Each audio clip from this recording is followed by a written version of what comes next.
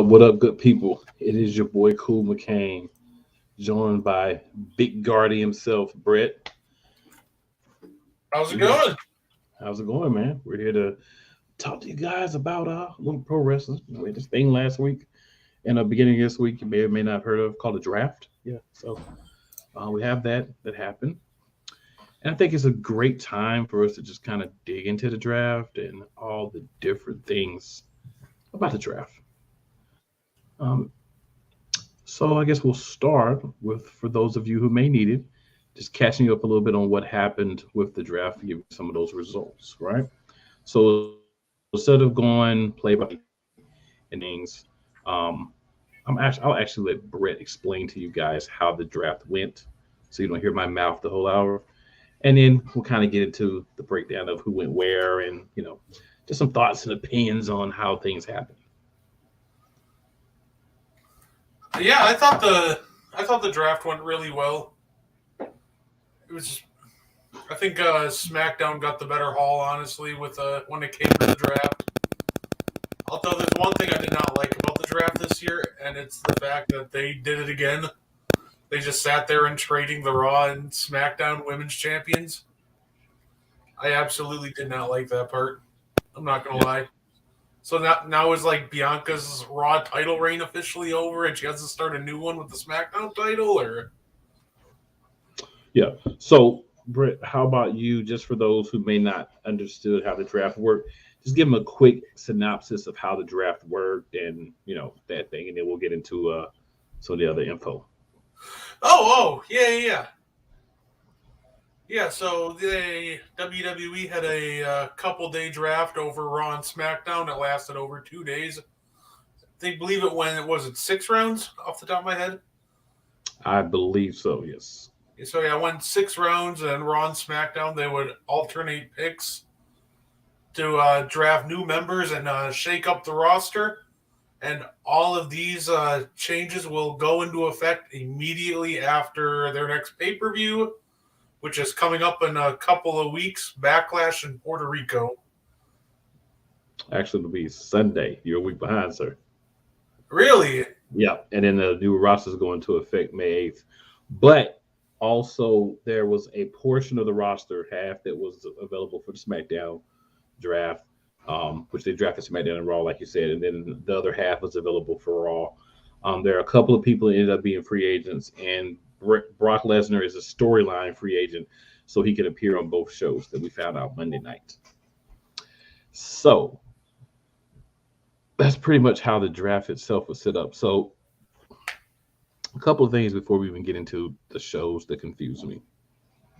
The first thing was SmackDown is a 2 hour show, Raw is a 3 hour show.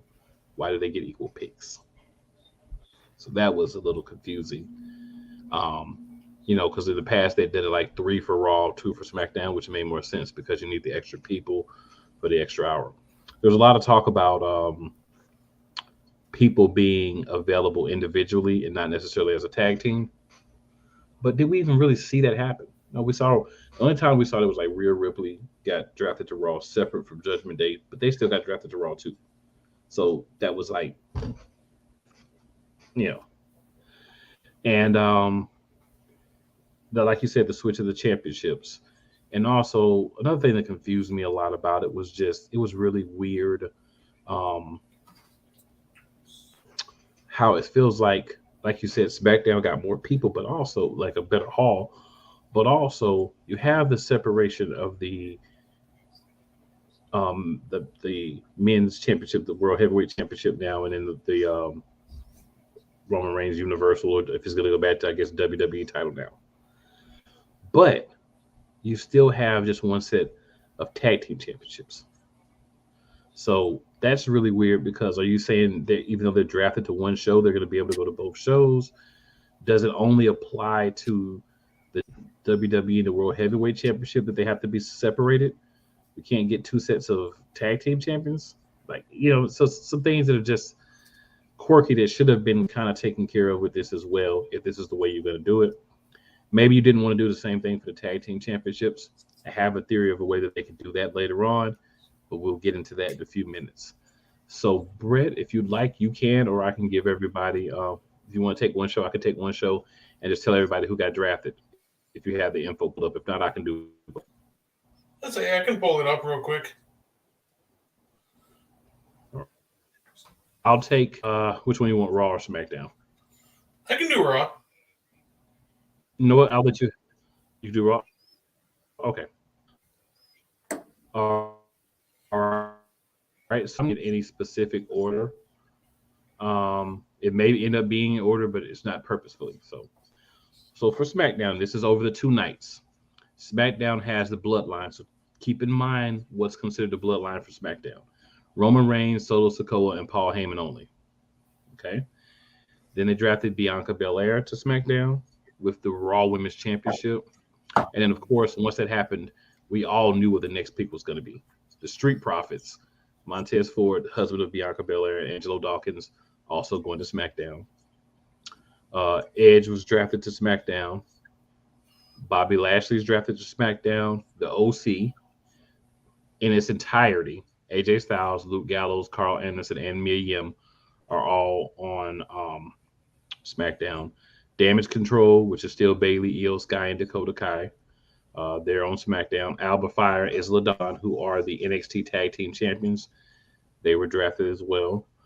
Hit Row, also on SmackDown. Lacey Evans, Austin Theory, Charlotte Flair, and the Usos. The LWO, which is everybody, Rey Mysterio, Santos Escobar, Zelina Vega, Joaquin Wilde, and Cruz del Toro. Asuka, the Brawling Brutes, Sheamus, Butch, and Ridge Holland, Karrion Kross and Scarlett, L.A. Knight, Shotzi, Pretty Deadly, which is Elton Prince and Kit Wilson. They're also from NXT. Rick Boogs, Cameron Grimes, Tamina, and Grayson Waller. Now, also there are some free agents that weren't selected night 1. That would be Dolph Ziggler, Mustafa Ali, Von Wagner, Omos, and MVP. So they are all free agents. Also, Brock negotiated the status of his free agency, as I talked about a minute ago. And then there were some people not in the draft pool at all, like Bray Wyatt, Alexa Bliss, and Logan Paul. As well as Bad Bunny, I don't believe was included in it because he's sometime here, sometimes not. So yeah, the picks went to SmackDown, and then the free agents from SmackDown draft.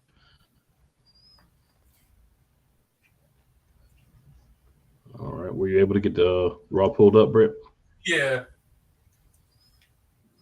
All right, so whenever you're ready, man. Right, yeah. So the Raw picks, we had Rhea Ripley went to Raw. We had Seth Rollins went to Raw. The tag champs also went to Raw, and Kevin Owens and Sami Zayn. Like you mentioned earlier, Judgment Day went to Raw. We had the women's tag champs also went to Raw within Liv Morgan and Raquel Gonzalez. The New Day's on Raw. Trish Stratus is also on Raw. Shayna Baszler and Ronda Rousey are on Raw. Braun Strowman and Ricochet. Bronson Reed went to Raw. Otis and Chad Gable. I'm excited to see more Otis. Santana Chance and Caden Carter are on Raw. Dana Brooke, Nikki Cross, Johnny Gargano. These were the ones that were picked on Raw Talk after the show went off the air.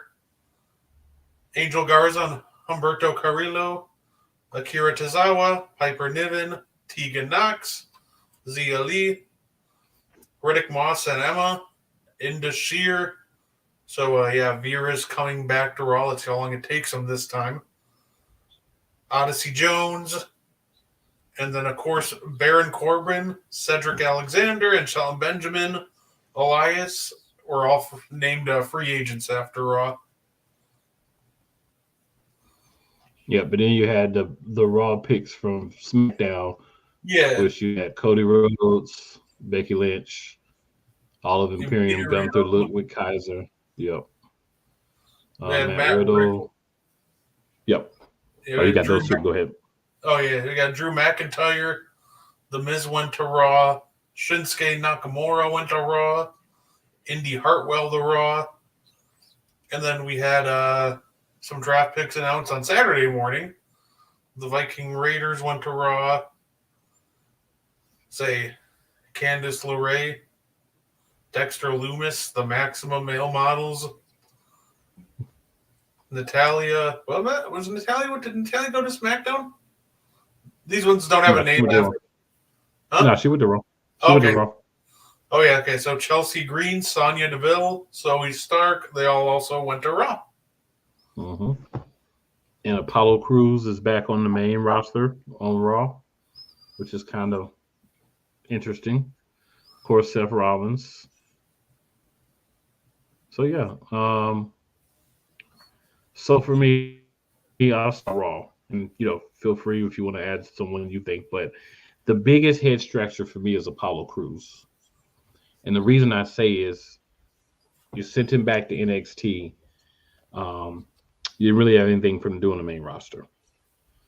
He didn't win either championship in NXT, and then you bring him back up to Raw to get stuck in the devil again. So a little questionable for me why WWE went that route with him. I saw it somewhere. Zion Quinn is a free agent as well. What's in is ties blind for Zion Quinn. So he's a guy that we could see slide over to the bloodline if what I think is going to happen with the bloodline happens. And even if not, he still. I'll say, what do you think is going to happen with the bloodline? So what I think is Jimmy and Jay are going to be out. No, that's fair.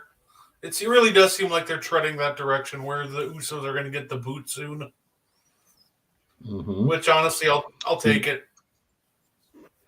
Yeah, without the tag team championships, there's not a lot for them to do except for just be Roman Reigns whooping bags, and we've already seen that. No, absolutely. Yeah, I agree with the Apollo Crews point, and my biggest questionable choice was, I mentioned it earlier, was switching the Raw and SmackDown women's titles again.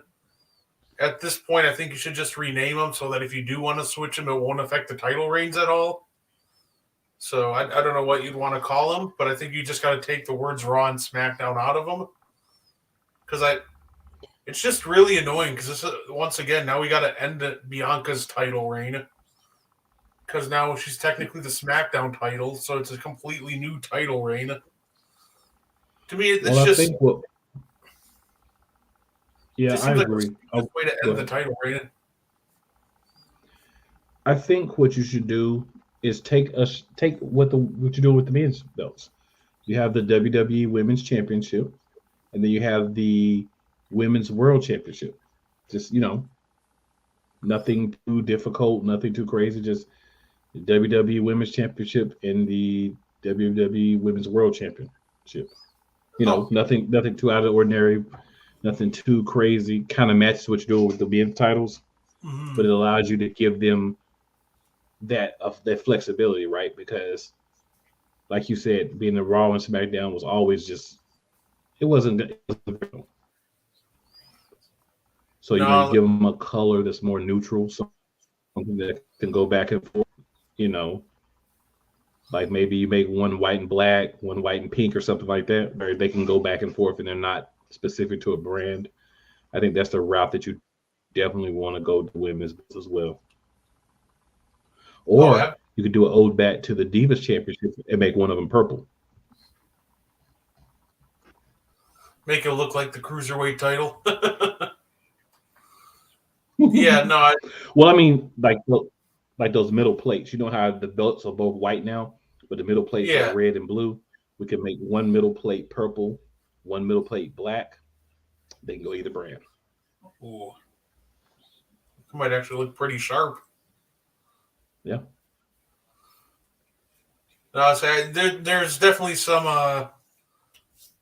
I'm I'm happy with the draft results. I definitely think after seeing them, though, I'm makes me want to tune into SmackDown even more.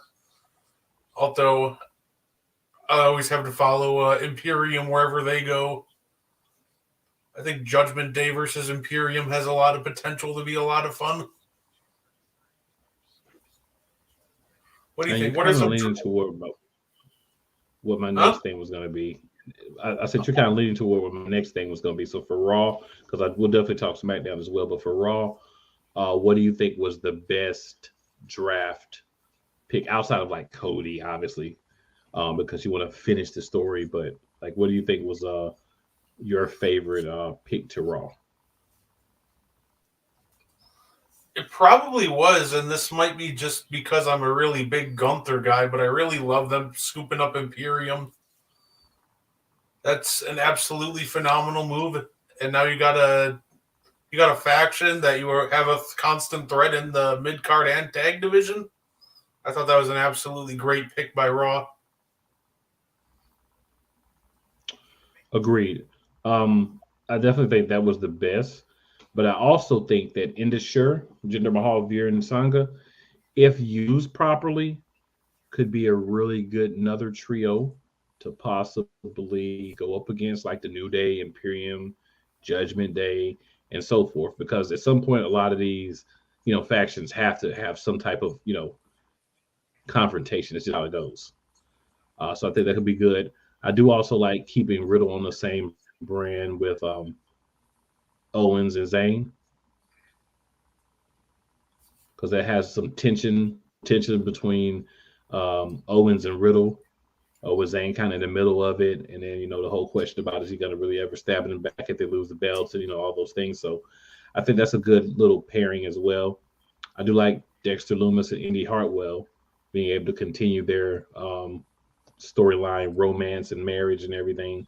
Now they're going to both be on Raw with Candice LeRae and Johnny Gargano. They could end up reforming the way, which could be interesting. No, absolutely. It's a lot of great stories to hopefully form from this in the upcoming weeks here. I still can't believe Backlash is on Sunday already. Yeah. Yep. So when we talk about storylines, any specific storylines based on the draft, which you like that you would kind of play out? Some stories and matchups I'd like to see. Yeah. Man, there's definitely quite a few. I'm definitely loving. I'd like to see Sammy and KO. I really think that a fun matchup would be against Ricochet and Braun Strowman. Nothing. Honestly, that I don't even know what the story would be, but I really just think that would just be a fun clash of styles. I think you can have Trish Stratus and Rhea Ripley. Have Rhea beat her to kind of keep building her up even further. I think that would be a fun match to book. And then of course, I think Shinsuke versus Gunther would be a lot of fun. It would most surely be interesting.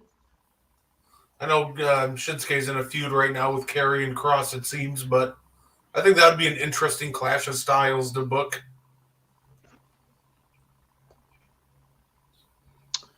I think a great story that will need some time to play out because they're both kind of in different feuds right now.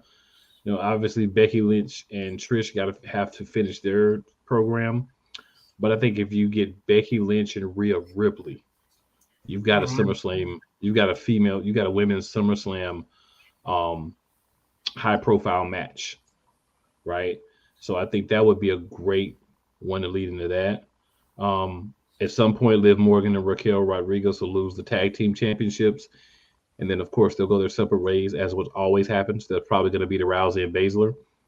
I think Raquel Rodriguez and Ronda Rousey and Baszler would all also make great opponents for Rhea Ripley once she starts to stretch out this reign that she should have. I'd like to see some type of conclusion with this whole Maximum Male Models Otis thing. I think he should turn on Chad Gable, go with the Maximum Male Models. That gives them a trio as well. They can take a little bit more serious of an edge, and they could actually be included in what we are talking about earlier, the 3-man tag matches or the little faction type battles and things. That would be something that would be interesting as well.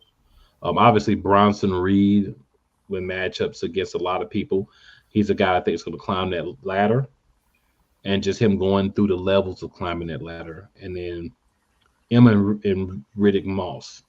I'd love to see a program between Emma and Riddick Moss, the resident psycho himself. I have to make sure they're on the same brand. I think they are, but just want to make sure I remember that correctly. I don't know. Never mind. That one can't happen.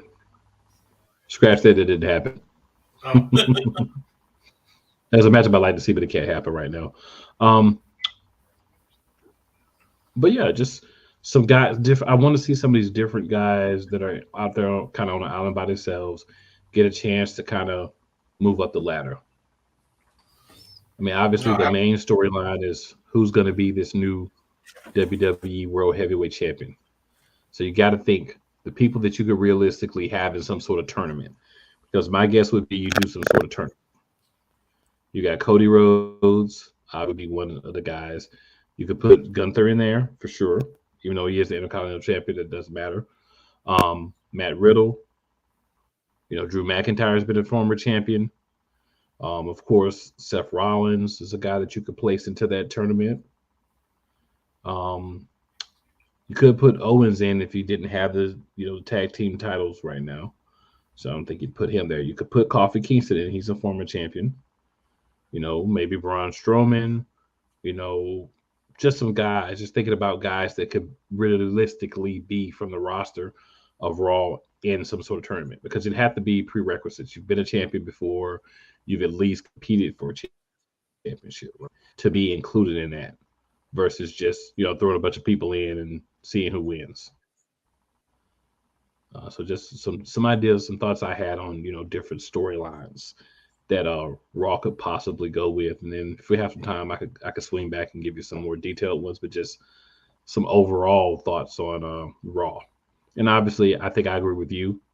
SmackDown looks like the more tantalizing show. Raw's going to have to build up some of those guys back to levels they were once at. But I think SmackDown has the better names, the better talent that most people are going to know. Right? The biggest sellers in WWE right now, LWO, SmackDown. Brawling Brutes, SmackDown, right? You look at, they haven't done a lot lately, but Hit Row, SmackDown. Damage Control on the female side. The OC, you basically have a built-in trio all the time in Bianca Belair and the Street Profits, and then obviously the Bloodline, Bobby Lashley, Edge. Just so many people. Like you said earlier, man, when you look through the list of SmackDown, you're like, this is a who's who, tag team and individual guys. Like the top half of this, top 2/3 is just a who's who. Now, an interesting one from SmackDown that I have a question, that I question why they did it, is LA Knight. LA Knight, he's getting over, but I think the extra hour platform on Raw would have been perfect for him. They gave him a chance to come out, talk some smack every week, have a match every couple of weeks, have some new feuds, and be stuck into a different place. And I think you missed that with what they ended up doing. So, hopefully it's something that gets corrected, but I feel like that's something that could have been better that they kind of just dropped the ball on. Yeah. Honestly, I would love to see them make LA Knight like the U.S. champion. I would not mind seeing him beat Theory and getting a nice title reign while Theory moves up the card. I could think of probably 10 people I'd like to see beat Theory on SmackDown. Fair enough. Like yeah, no, it's really deep, but yeah, I think LA Knight would be a fun one to go with at least for now. Maybe then he'll actually get a WrestleMania match next year. I still can't believe they didn't give LA Knight a WrestleMania match in LA.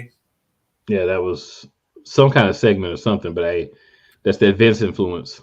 Vince kind of, I'm sure the way they were planning out, there was something in play that was planned, but then of course Vince slid back in, and we all know how that goes. So, Right? for you of the draft picks, who do you think kind of was a bad pick for SmackDown? A bad pick for SmackDown? Yeah, maybe somebody should have been put in a better situation. It could have been a better situation on Raw, or just, maybe should just doesn't seem like a good fit for you. Honestly, I'm seeing a lot of like the bottom like half of the guys that got drafted in ladies, and like I'm just looking at this and I'm not like, is Grayson Waller actually going to get enough TV time in 2 hours? Because now you've stacked the show so much. Is Shotzi going to get TV time because you got a lot of talent to display? Because now Asuka's over there, and now Charlotte. So to me, like I think Grayson Waller is going to be a star. I'm just kind of worried about if they're going to give him enough TV time to actually develop now with all the talent that they have. And then to try to fit it all into only 2 hours. Right. For me, I definitely agree with Grayson Waller. I think for me, a guy that's challenged for as many championships as Waller has, but hasn't won a game. I mean, hasn't won one. Think of basketball. That hasn't won a championship. I think that's a guy that you may want to keep there a little bit longer, let him get a championship ring under his belt. So I think that's a questionable one, just as the reasoning behind it. Tamina, for me, unless you're going to put her in the bloodline, there was no reason for her to be on SmackDown. And Asuka, I hate the most. And I'll tell you why I hate Asuka the most. Asuka's now on the show with Charlotte. They have put a rocket to Lacey Evans like 7 times, and she keeps stabbing the fuel cell and just knocking it down. But they're going to continue to push her. Right? You've got the 2 ladies that were the tag team champs at NXT. They're obviously going to lose their belt. She got Mia Yim over there now. Bianca's still the champ. She just got through beating Asuka, so there's no logical way that you could have her get another championship match. You've got Damage Control now on SmackDown, Bayley, Io Sky, and Dakota Kai. So you have a lot of women I think are going to outshine Asuka, which should not be the case. I think if she were on Raw, she would probably be the 3rd or 4th tiered female, just by what I see on Raw. But by putting her on SmackDown with all the other changes that you're making, you're not really allowing her that opportunity to be, that lady. Because if you think about on Raw, with the way the division sits right now, Rhea Ripley is a champ, obviously. We got Becky Lynch and Trish in their feud, so we can take them out of the equation. Ronda and Shayna are being treated as a tag team. If you take them out of the equation, I mean, the next best woman on that roster would be Asuka. Fresh matches. She could keep that dangerous persona. She could go after Rhea Ripley sometime in the month. Offhand pay-per-views or like a championship match on Raw. But you're putting her on the stacked roster, and you're not going to understand. We've seen how they do Asuka, the past few years. They'll give her this mega push to have a match. She'll win or lose, and then she disappears. And you see her very sporadically. And she's on a 2-hour show versus a 3-hour show. This was happening when she was on Raw. So I question some of that. Like you were saying earlier with certain people like Shotzi maybe not getting screen time, Cameron Grimes as well, Rick Boogs. It's going to be hard to fit all these guys in. Yeah, I agree. So I while really SmackDown hope is top heavy. I just really hope that Asuka doesn't get lost in the shuffle. She's probably my favorite women wrestler in WWE right now, so that's definitely something I'm hoping isn't going to happen. But I could absolutely see it happening as well. I know. Yeah, they just got to take the time to really work on stories. I think we need to have some trades. I'm sure we'll get a trade or two that'll magically happen. Um, I hope Oscar gets traded to Raw. Um, I don't know. I know. I know There's a some. lot of just questionables. Oh, absolutely. I know I'm definitely on SmackDown. I know one rivalry I'm hoping they do is man, I think the Bloodline versus the OC would be a lot of fun.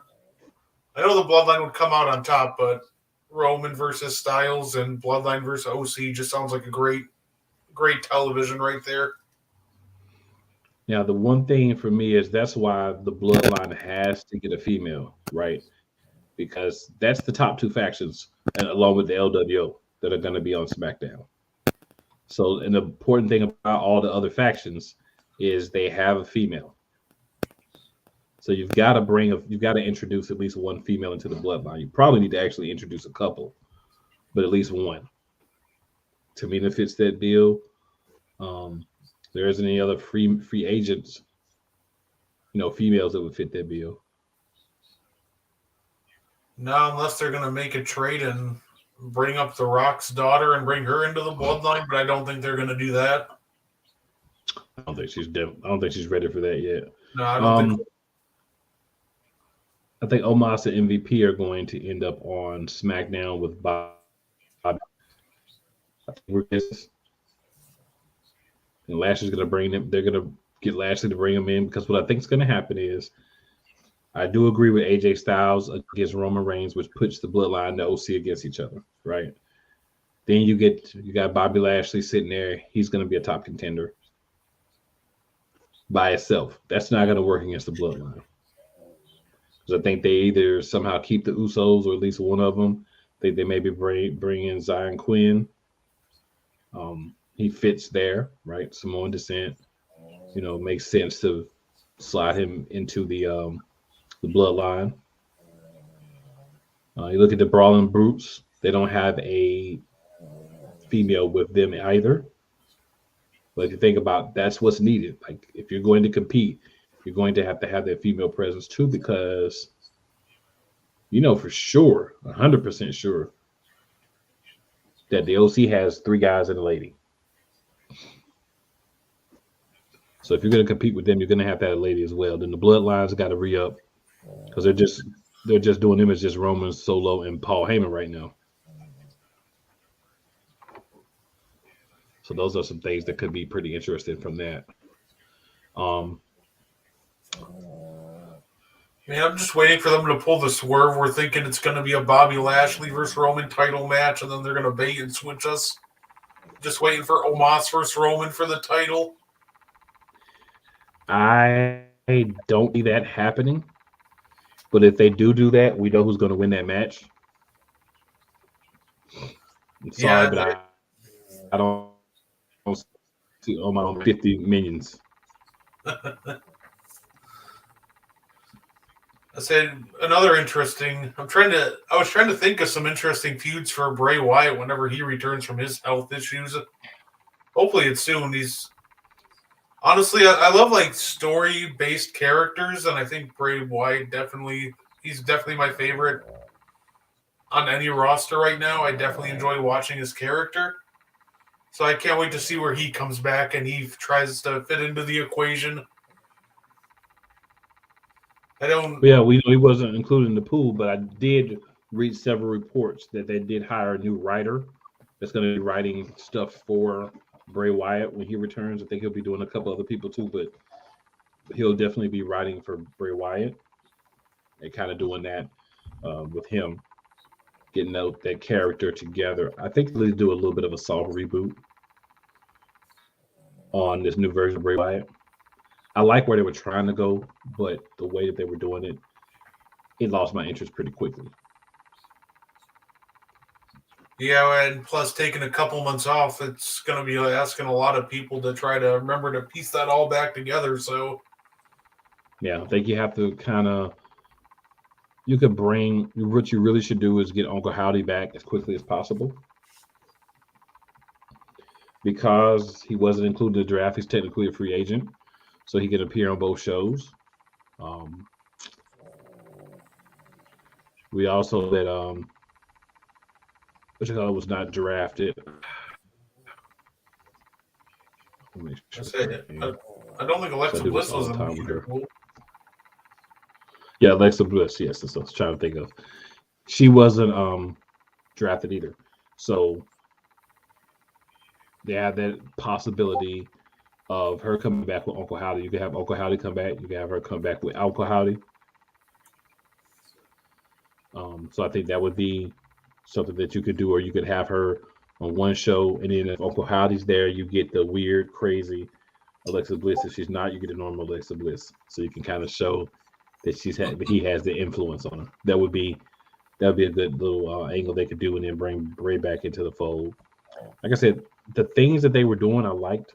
The problem was the matches that they were attempting to do with Bray. I didn't like Bray versus Bobby Lashley at WrestleMania. No, I can agree with. That doesn't give me anything. No, I agree with that. I thought Bray versus Bobby was a situation where you really don't want either guy to lose. So it felt like it didn't benefit anybody.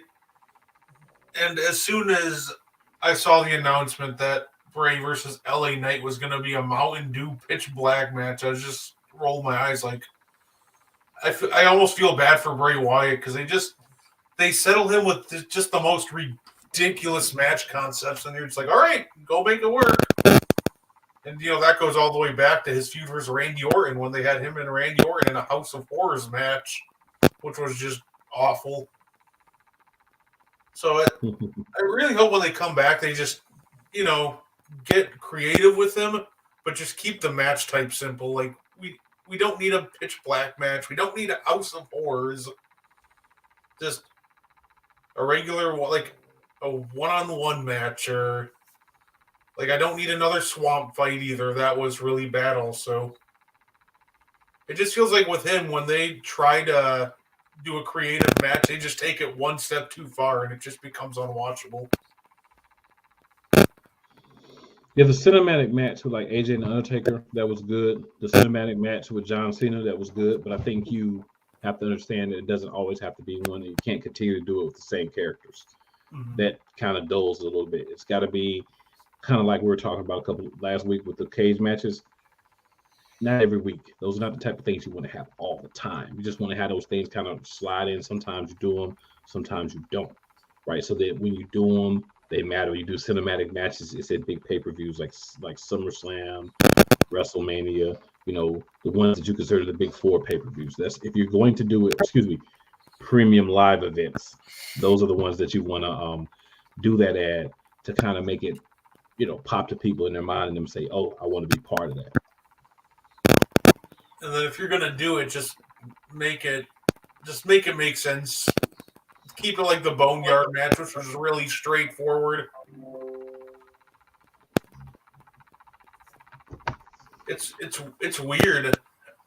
I remember the Extreme Rules with the swamp fight on it, and I really, going into the match, I'm like, I really don't think anything can beat how rough that eye for an eye match was. And then the swamp fight just took it to a whole new level. I was like, oh, goodness. I think some things, when they're brand new like that, you need to find a way to test them at like house shows or something before you actually put them on TV. But that's a whole different story for another day. Because I have a lot of thoughts on that. So getting back to the rosters. So we talked about for Raw and SmackDown who we didn't like. So who did you like for SmackDown? What was your top, let's say maybe two, because SmackDown got a lot of people I'm sure we both like. What were your favorite two draft picks to SmackDown? I probably the OC, and I really enjoyed seeing Bobby Lashley hop over to SmackDown because he's just been on Raw pretty much the entire time since he's been back. So hopping over to SmackDown He's got a fresh show, fresh faces to fight. So I really like Lashley, and I think AJ Styles just belongs on SmackDown since it's the house that AJ Styles built. So I really like seeing those two on SmackDown. Well, I like seeing the LWO, of course, because I know what they're going to bring, right? The audience they're going to reach, the popularity they have, the fact that they got new music, they're probably going to be around a while. Even if Rey Mysterio ends up, leaving soon, you still have Escobar, Vega, Wild, and Del Toro that can continue things and maybe add another member or two. So I really like that. And I really like Karrion Kross and Scarlett staying on SmackDown. It gets them away from a lot of the people that they've had feud with in the past and gives them new opportunities. I think you're going to see Edge be a target of Karrion Kross. It definitely seems like a guy Karrion Kross would go after. I'm sure he would want to go after the United States Championship along with many other people. He's one of the people I could see beating. Got guys like Bugs, Grimes, Grayson Waller even. And then, of course, some of the free agents that could be kind of getting into things with Kross. He seems like the guy that's always going to be alone with just Scarlett. Is always going to cause trouble and, TikTok and just all his craziness. It's weird, but like in a way that you can accept it and be like, all right. And I think the most interesting pick for me is the Usos staying on SmackDown.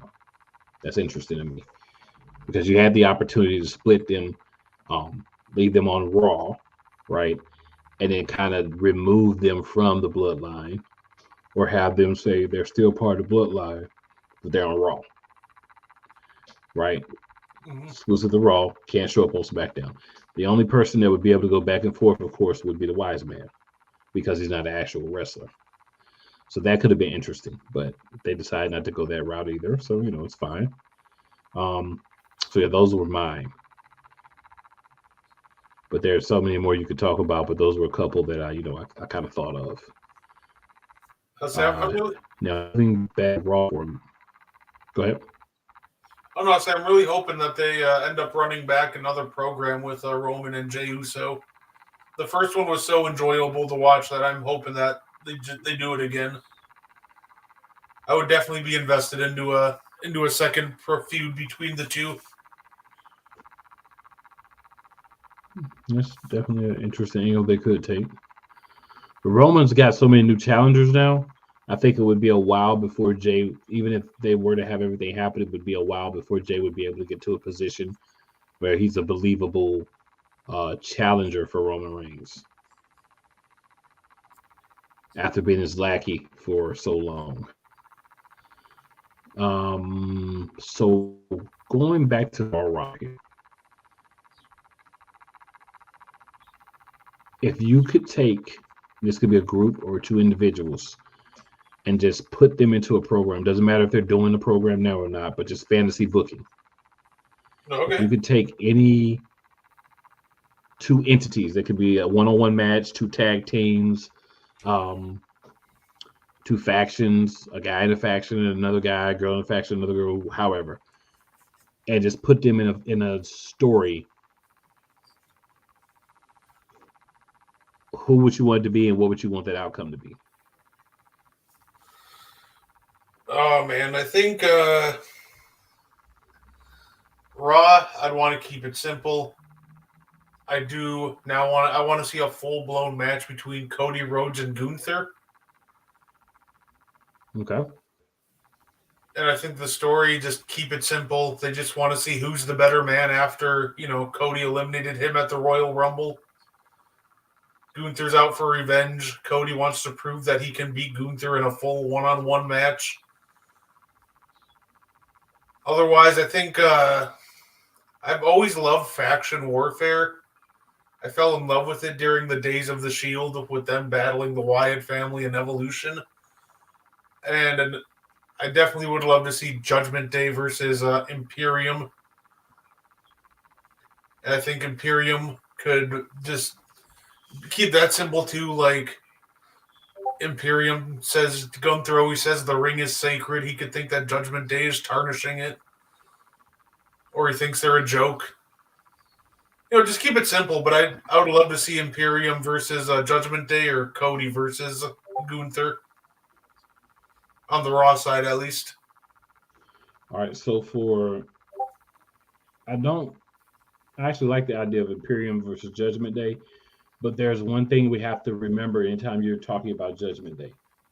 There's four members, and the fourth member will get physical, and things into Judgment Day's favor. So if you're going to have that that matchup, it's not just going to be Balor, Priest, and Mysterio. We know who else is going to put it into that, right? She's going to make things difficult, and that's Rhea Ripley. So if you're going to do that, you're going to have to find a female to go with Imperium, at least for this feud, right? So if we look over the Raw roster, let's talk about the females real quick, just to see if you think anybody would match up well. We got Becky Lynch. Do you think she would work well with Imperium? Let's see.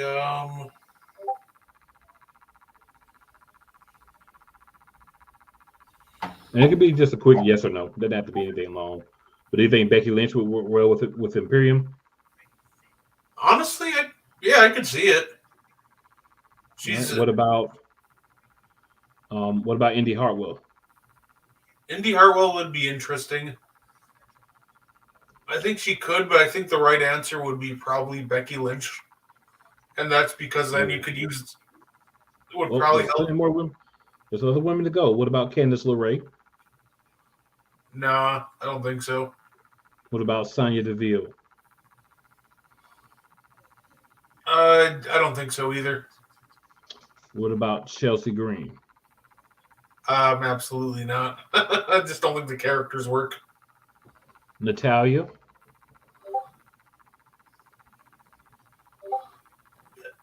No, I wouldn't prefer it, but I could see it. She does tend to have a more serious character at times, so. Zoe Stark?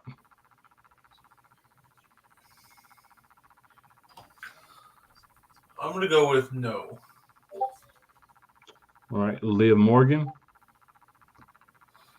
Okay, Liv is crazy. That might actually work. Raquel Rodriguez? That would actually be a really good one. Mm-hmm. I do like the Raquel one. What about Trish?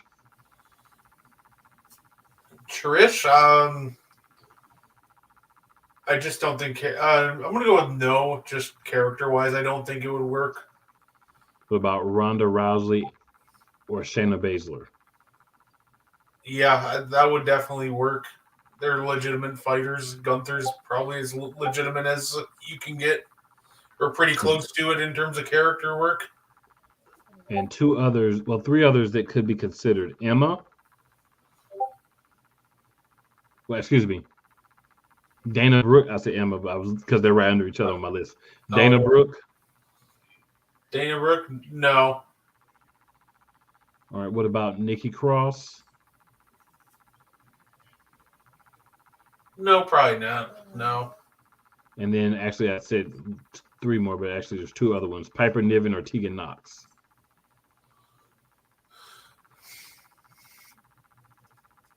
Maybe with those two, like you could use a relationship with Imperium and them fighting Rhea Ripley to elevate their status.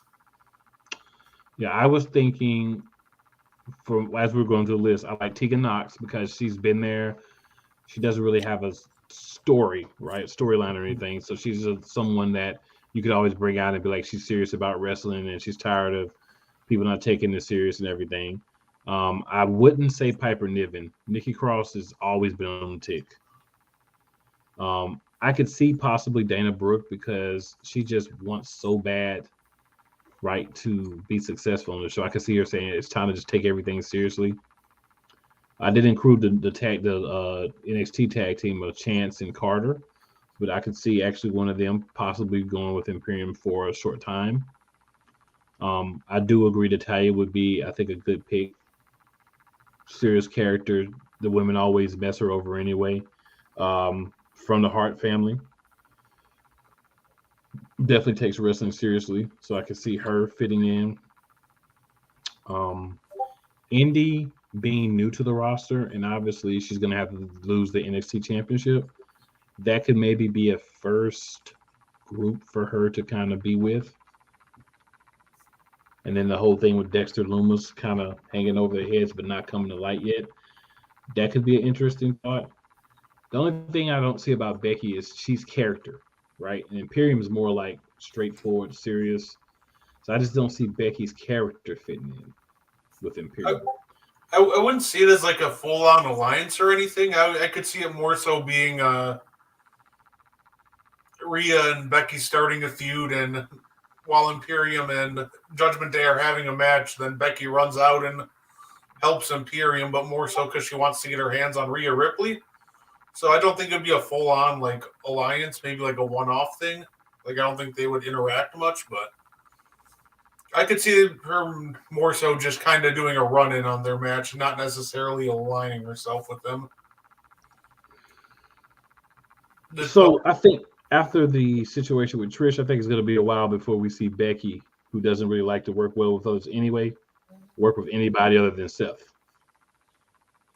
So that's why I would say character-wise, for me, I don't think Becky makes sense because even if that were to happen, I still think not really trusting anybody after she finishes this thing with Trish or this thing goes down. I wouldn't see her joining with anybody for a while, just kind of being the man out on her own and doing like she was before this situation occurred. I Those are got my you. thoughts on it, but I can definitely see where that what you're saying could also make sense for her to come out and help. But just my thoughts on that.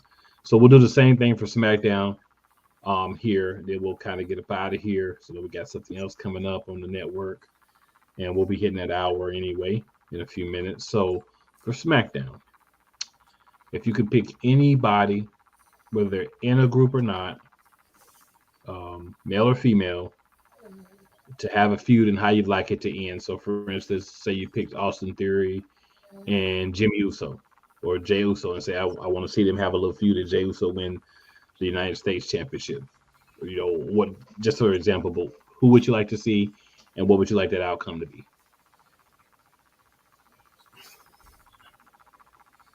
Well, let's see. SmackDown, like I said, with SmackDown, there's just so many great options with this one. I'm thinking definitely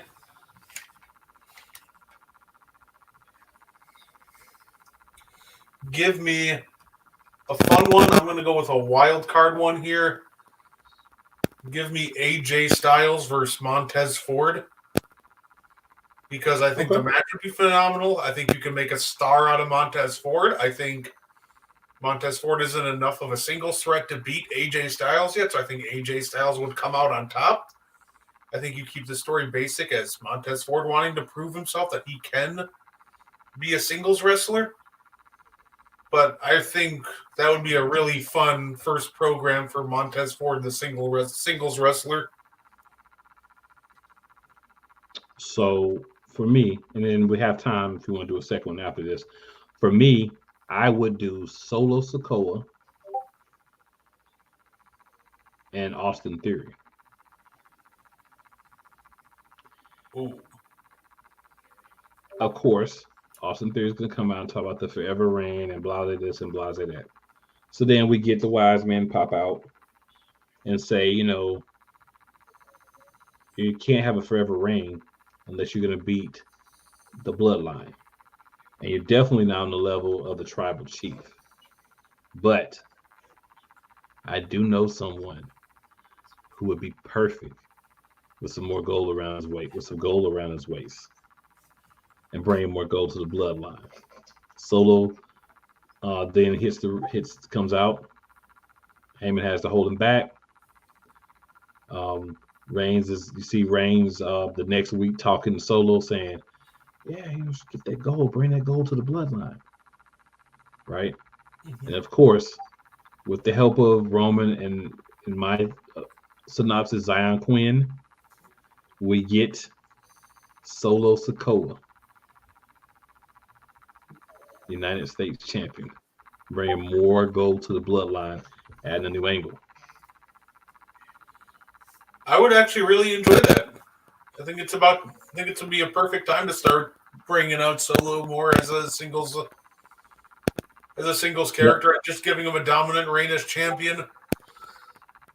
I think low key, going back to Bray Wyatt, I would love to see him take on really just anybody in the bloodline, but that is for one singular purpose only. And I think segments between him and Paul Heyman would be absolute gold.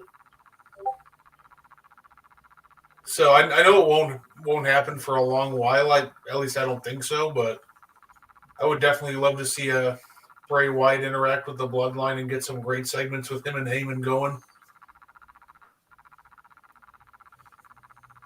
Maybe challenges Solo for the United States title. Maybe he's just the next challenger for Roman. Can run that feud back from a couple of years ago. I could definitely do that. I'd also like to see, if I was picking another feud, I'd like to see the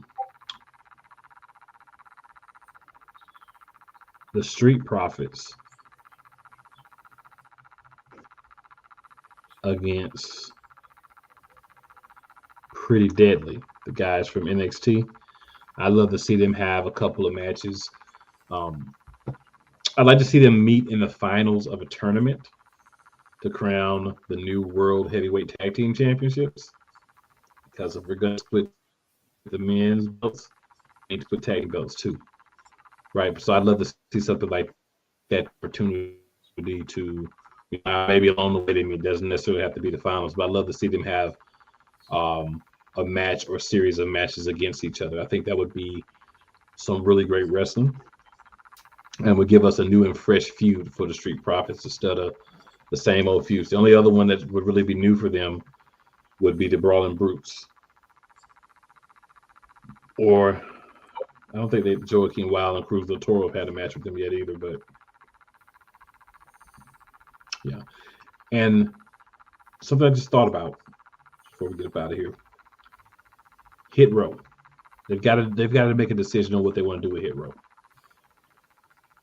Either they're going to make them, the team everybody beats, or you're going to actually give them a little bit more of a nasty side and a real night. That's not necessarily just talking and having an attitude, but like literally in the ring.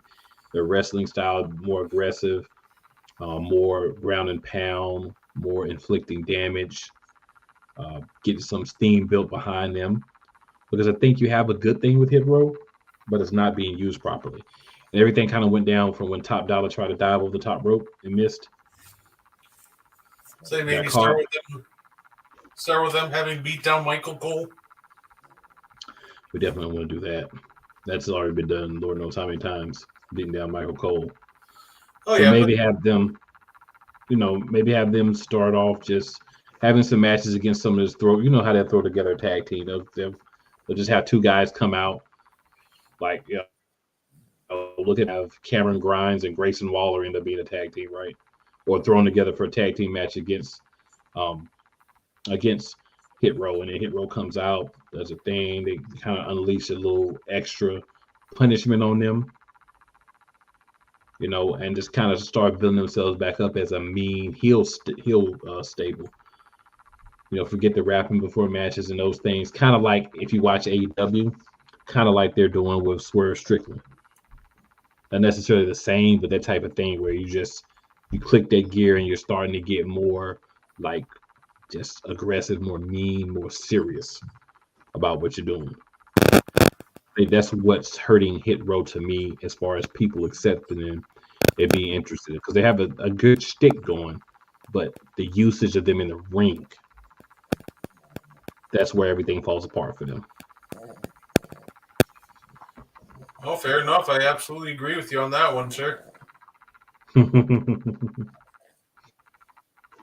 So before we wrap up this, any other thoughts you got on anyone that was drafted? No, not really. Outside of the fact that the other pick I really enjoyed was Edge going back to SmackDown, being one of the original SmackDown 6. I'm really glad that his final run on the main roster is on SmackDown. Like, honestly, exactly where it should be. But no, I was entertained by the draft. Some highs, some lows, but overall, it was a fun couple night event to keep track of. Yeah, it was kind of ironic that it started like right around the same time as the NFL draft, so that was a little hilarious to me. Yeah. But I mean, I know you had to do it because right, you're getting ready to actually have everything happen this week. So unless you were going to do like you've done in the past and have it start on Monday and then be Friday, you would have had to do it this way. But what I find funny is there are a lot of rumors about Rhea Ripley might be going to the Bloodline. Can't happen, different shows. So a lot of the things, they were talking about maybe splitting up the Usos, right? Both on the same show, both together. They're talking about maybe putting them on a different show from the rest of the Bloodline. Didn't do that either. So some of the things just didn't make sense. Like, what's the point in not having them all just be drafted together if you're essentially going to have them end up on the same show? So some of the things are like where logically just didn't make sense. And they had some chances like with the Street Profits. I like them as a team, but what more can they really do as a team? Not much. I like your idea of having them feud with Pretty Deadly, and then Pretty Deadly beats them, and maybe that starts the catalyst for their eventual split. See, the problem with it is you could have did something that you never do in WWE. You could have split up a tag team and had them both remain good guys and have them remain friends. You could have drafted Montez Ford to SmackDown with his wife, kept Angelo Dawkins on Raw. Then you've actually done something with the draft that you said you would do, which is individuals can be drafted separately. They didn't really do that much. No, that's fair. I wouldn't mind seeing that too. Maybe they lose to Pretty Deadly, and then they have like an amicable split the next night, and they remain friends, but they just want to go their own separate ways. But I definitely would have loved to see some more tag teams split up, and then go. I mean, Alpha Academy. Thought we were gonna get Alpha. I mean, a lot of people thought Alpha Academy was going to be split. Chad Gable would go in this case to SmackDown. Otis would stay on Raw with Maximum Male Models and kind of be part of that. So these are some of the things that they could have done with the draft that I just feel like were missed opportunities. But I feel like this happens every year with the draft. We get a lot of excitement, we get a lot of promises, but then when it comes to the payoff for those promises, it's not necessarily what we want it to be. Now, I will say, and I'm not saying this to discredit Vince any more than I already have, which I don't have a lot of faith in Vince, but I think maybe them being sold, Vince getting back in, just some of the things that they wanted to do just weren't able to be done just because it didn't make sense. Then you have two networks. So you've got Raw, who I think from where we sit right now, as you said earlier, I completely agree. They don't have as much talent. They don't have as much of the quality people. But then we look on the other side, SmackDown, you have a lot of people, a lot of popular groups, a lot of popular people, but can you fit everybody in your show? Now, Raw did get more of the supplemental draft people because that's what it really was. The people that were done after the main roster show. So they got more supplemental draft people, but I mean, that's Then this whole free agency thing, those guys that weren't drafted either show, that'll be interesting to see. A lot of them, I think, need to join Raw because Raw has more room for them. But honestly, these guys that we're talking about, a lot of those guys either haven't reached their yet, or they're guys that probably aren't going to go any further. I mean, but we're talking about guys like Dolph Ziggler. I mean, Dolph Ziggler's not doing WWE. I don't mean to be that guy, but he's not. No, Mustafa Ali, he hasn't done anything in a while. No, those guys had their chances to get pushed, and they didn't pull the trigger on them. But right, Baron Corbin, Elias, Alexander, and Benjamin. Just don't see it. Like I said, Quinn, I see ending up with the Bloodline. That's where I see him.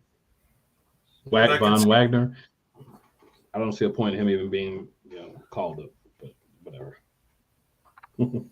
Let's say I could see Shelton Benjamin and Alexander if Lashley does reunite the Hurt Business to help him against the Bloodline. I could see them going to SmackDown, but besides that, I'm not sure what else they would really do on either brand.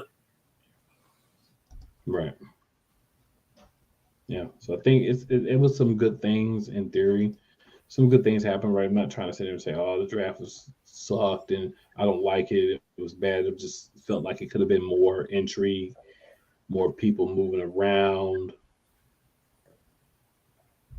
Some of these teams being split to allow guys a fresh start. Some of those things could have happened, but hey, we got what we got.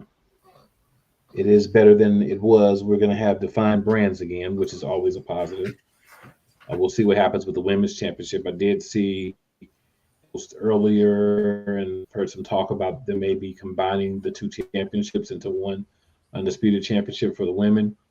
I think that defeats the purpose of having a brand split.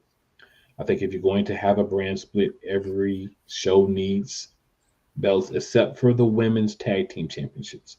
And the reason I say that is because you don't have enough of a women's division, just numbers, to support two sets of tag team championships for women. But men, you have enough. Both championships, you have enough. And in the women's individual, you have enough people. And then what you can do is, like I was saying earlier, women's world championship, women's WWE championship. That solves the problem.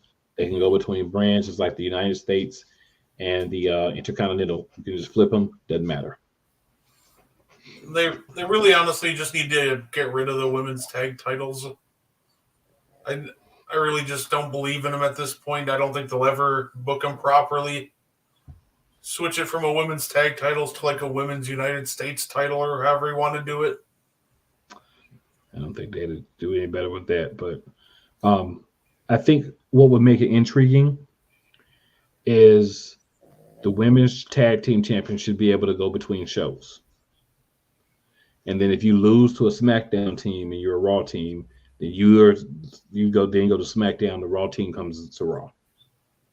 Right? Yeah. So I think that would be a way that you could do it, or you could defend on both shows. And then if you lose, you're stuck on your show. Then you could do it that way, which actually might make a little bit more sense than what I was saying. But because there's only one set, they should be able to go between shows. I think what really hurt the women's championships was when they made the NXT women's championships. Because when you had the one set of tag team championships to be defended on Raw, SmackDown, and NXT, it was enough of a question for it to work. And then if you're on Raw and you lose the championships to somebody in NXT, then you have to stay in NXT. They get to then move to between all three shows. So I think that would have been an exciting way to do it. But I think the NXT Women's Tag Team Championships kind of took that down, and you would have had to have NXT women winning the Women's Tag Team Championships at some point. You couldn't just have Raw and SmackDown. You'd have to have a NXT Women's Tag Team be in that rotation as well. But to me, that would have been the best thing to do. But once they made the NXT championships, you cut the amount of people who could win the women's championships in a third. Yeah, to me, the women's tag titles they felt like they were just doomed right out of the gate. As soon as Sasha and Bayley won them, and then proceeded to drop them at WrestleMania right away. And then the next title reign didn't have that long of a reign either. As soon as they just started pretty much hot potatoing the title around right off the bat, title just didn't feel important. I think Sasha and Bayley really just needed a long title run to establish it first before. You could do that with Ronda and Shayna if they win. You could give them a nice long run and have them wreak havoc on Raw and SmackDown. That would be a team I'd be excited to see win, because I think that's a team that could really kind of bring some of that luster like you're talking about back. Yeah, no, absolutely. I 100% agree. They just need to pick a team, even if it's Liv Morgan and Raquel. That would be great for both of them. Just give them a nice, maybe like a 6-month title reign. Nice and long, take on all challengers. Have them drop it down the road after you've built them up and they mean something. Yep. That's what Gunther's done for the Intercontinental Championship for sure. Yeah, I'd say Gunther's probably my favorite. Gunther's really done a nice job with the Intercontinental title. I remember being sad after it kind of lost its value after The Miz and Dolph Ziggler had a phenomenal rivalry in 2017 over it. So I'm glad to see that Gunther's really restoring that title after it just peaked and then fell, and now it feels like it's peaking again. Completely agree. Hopefully the next guy will be able to carry it and give it some shine too. I thought it was going to be Xavier Woods. I really thought he was going to beat Gunther in that last match, but it didn't quite happen. But ladies and gentlemen, me and Brett could go on here for another hour talking wrestling, just the draft. Okay. But we're reaching around 10:15. Been on here for about an hour and 15 minutes. So what we're going to do is we're going to give you a lovely bit of due for the evening. We'll be back next week. We should have Key and some of the other crew back then. We'll also get some of their thoughts on the draft. We may think of some other things we want to talk about the draft then, as well as other important topics around the world of wrestling. We had Trinity Fatu, better known as Naomi, debut in Impact. We could talk about that next week as well as some other things. So, ladies and gentlemen, for those of you who've watched, for those of you who listened to this episode on Spotify, for those of you who catch the replay, we appreciate you. We're glad that you came by. And we will see you on next Tuesday, 9:30 p.m. Eastern.